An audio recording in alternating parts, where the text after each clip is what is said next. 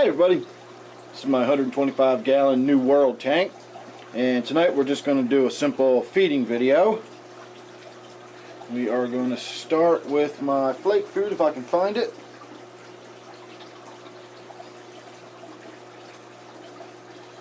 And my staple food that I usually use here is the Marineland Color Enhancing Tropical Flakes. They used to call them crisps. They're little round discs of fish food. They're not the typical, when you think of flake food, a lot of times it'll be those sort of broken, varying sizes of flakes. They look like little puzzle pieces almost. This is not like that. These are little round discs.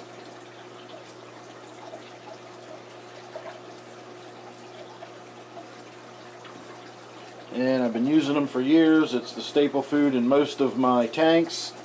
I even feed this to my snails a lot of times in my snail tanks, because remember, I'm using those snails in the snail tank as fish food, so whatever the snails eat is ultimately going to be what my fish are eating. So I want those snails to have a good, well-rounded, balanced diet, so my fish in turn get a good, well-rounded, balanced diet. So I usually start with flake food, let that get in there. I'll go around and get the rest of the room fed while the fish work on that, and then I'll come back and we'll go ahead and put some stuff on the bottom and see what that's like.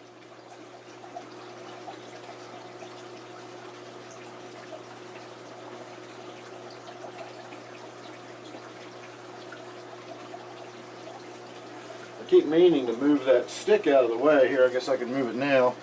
It keeps floating up to the surface despite being in the tank for years and years. Look how buoyant it is. The fish so much as bump it and it floats right back up to the top.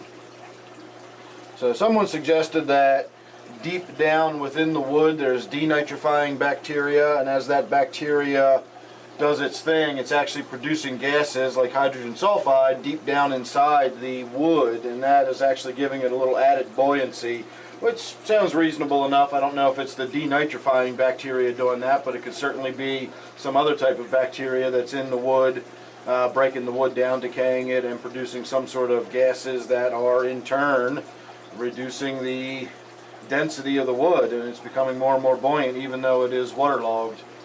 But it barely sinks to the bottom anymore.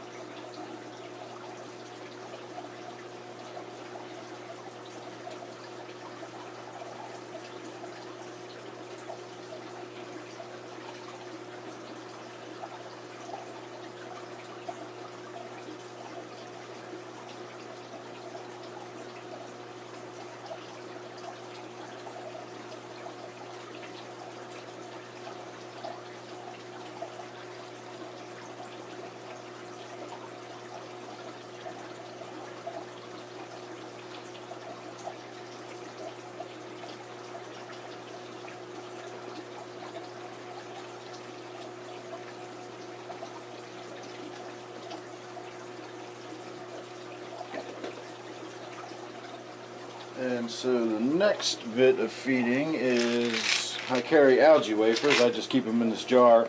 I actually buy them by the kilo. I buy them in big bags, and that way you get them a lot cheaper.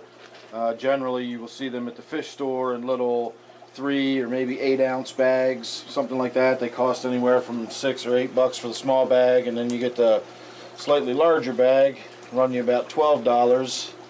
But I get a big bag. It's a kilo, which is 2.2 pounds, and I pay like $45 for it, maybe 46, 43, somewhere in that neighborhood. And it lasts me, even with as much of it as I go through, it lasts me for maybe 9 months between purchases. So it's definitely worth it for me to just spend a little extra money up front, and I just get so much of these high-carry algae wafers.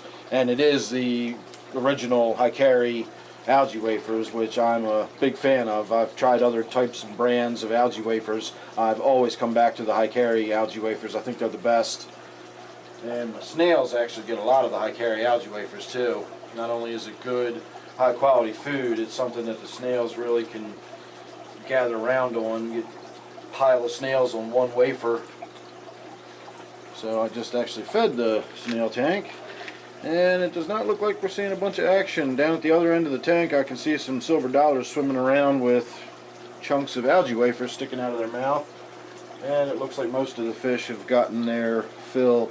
So I'm going to go ahead and wrap that up and call this the end of this video. Like I said, it wasn't going to be anything special tonight. Don't have a whole lot of time, but I did want to shoot a video and put something out there for everybody. Hope you enjoyed that. Make sure you subscribe. You never know what you're going to get with me. Don't forget, this one here is my 125-gallon tank. I'm sorry, this is my 125-gallon New World tank. Thanks again for watching. Hope you enjoyed, and I will see you real soon on the next one.